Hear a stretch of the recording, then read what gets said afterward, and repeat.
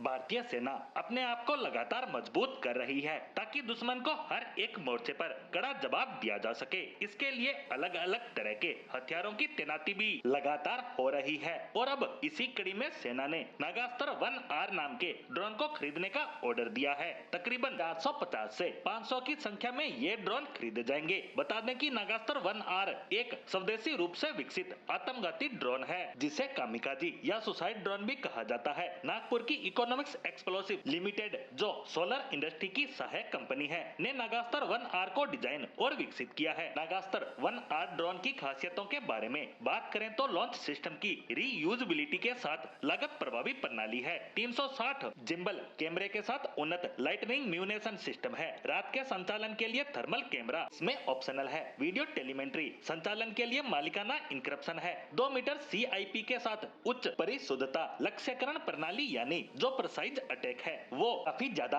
बेहतर है और इसकी 2 मीटर की एक्यूरेसी है। इसके निर्माण में 80% से अधिक स्वदेशी सामान का इस्तेमाल किया गया है। नागास्त्र 1R ड्रोन हवा में मंडराकर सटीक निशाना लगाने में पूरी तरह से सक्षम बताया जाता है। यह दुश्मन के बंकर, प्रशिक्षण शिविर या फिर लॉन्च पैड या दुश्मन के दूसरे सैन्य ठिकाने, इन सभी पर हमला करने के लिए बखूबी डिजाइन किया गया है। बिना सैनिकों की जान जोखिम में डाले ये ड्रोन दुश्मन से मुकाबला कर सकते हैं और दुश्मन को भारी नुकसान भी पहुंचा सकते हैं। सेना ने तकरीबन 450 नागास्त्र ड्रोन का ऑर्डर इमरजेंसी में हथियार खरीदने के अधिकार के तहत दिया है। सोलर इंडस्ट्री की कंपनी EL यानी इकोनॉमिक्स लिमिटेड ने इस ड्रोन को बनाया है और बताया जा रहा है कि EL ने सेना को 120 ड्रोन की पहली खेप की डिलीवरी भी कर दी है, जबकि भारतीय सेना ने सोलर इंडस्ट्री को 450 से 500 की संख्या में नागास्त्र 1R ड्रोन का ऑर्डर दिया है और EL यानी इकोनॉमिक्स लिमिटेड कंपनी ने संपूर्ण जांच के बाद 120 ड्रोन सेना को सौंप दिए हैं, जो कि एक